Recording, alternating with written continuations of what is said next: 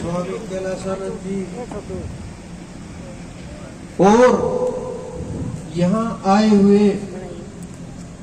सब जीवों के अंदर विराजमान उस परमपिता को मेरा प्रणाम। वो परमेश्वर परम तत्व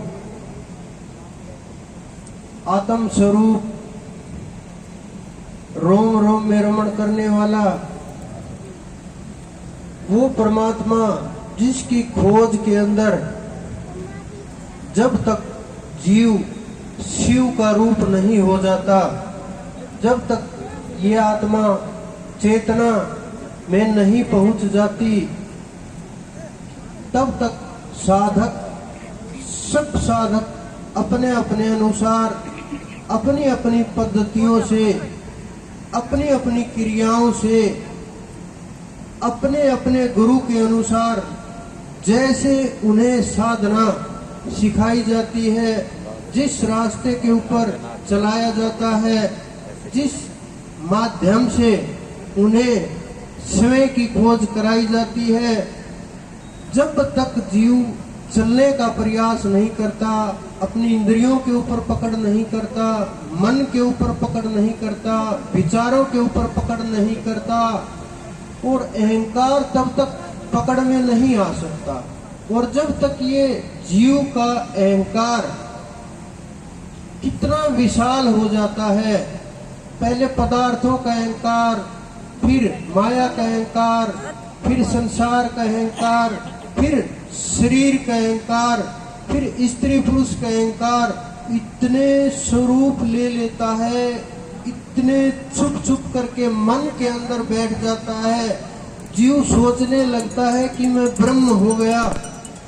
मैं पार हो गया, मुझे दर्शन हो गए। लेकिन मैंने इतिहास उठा के देखा, जिनके सामने साक्षात विराजमान रहे, जिनके साथ युद्ध हुए,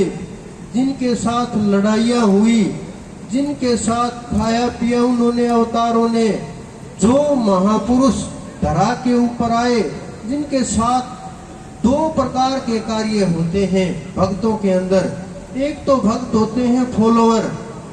जो उनके चलने का, खाने पीने का, रहन सहन का, वस्त्रों का, जिस प्रकार बाहरी क्रियाकलाप होते हैं, भजन का कि माला फेरते देखे गुरुजी तो हम माला फेरने लगे, हम अगर वो कुछ खाते पीते दिखे हम वही खाने लगे, जैसा वो चल रहे हैं वैसा ही चलने लगे, जैसा वो वस्त्र डालते हैं हम भी उनके अनुसार ही वस्त्र डालें, जैसा वो शब्दों का प्रयोग करते हैं उसी प्रकार से हम शब्दों का प्रयोग करें। ये लोग फॉलोअर होते हैं, जो फॉलो करते हैं हमारे संतों को, महापुरुषों को, अवतारों को फॉलो करते हैं कि जो जिस रास्ते के ऊपर वो चले उसी से हम, लेकिन वो फॉलो तो करते हैं, वहां नहीं पहुंच सकते।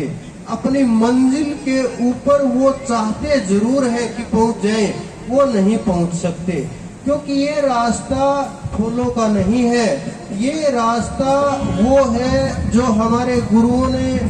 महापुरुषों ने, संतों ने, अवतारों ने, ऋषि महर्षियों ने, वेदों ने जो हमें दिखाया है, उसके ऊपर अगर हम नहीं चलेंगे और बाहरी चीजों को हम फॉलो करते जाएंगे तो आप अंदर में नहीं उतर सकते। और जब तक आप अंदर में नहीं उतरोगे, खोज के लिए नहीं उतरोगे,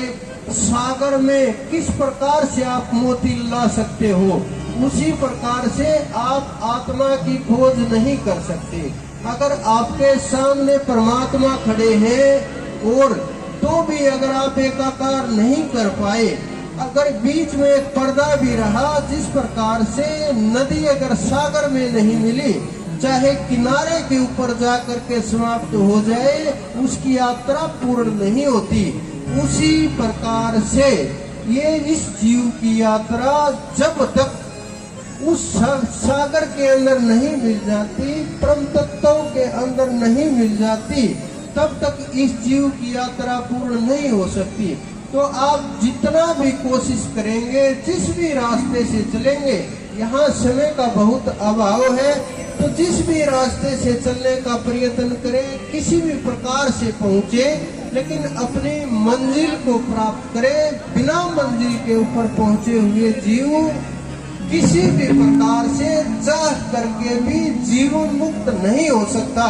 चाहे कितना भी भाग दौड़ करे, कितना भी प्रयास करे, कितना भी कुछ भी करे, जब तक उस परमात्मा से एकाकार नहीं होगा, ये जीव उसके अंदर नहीं मिल जाएगा,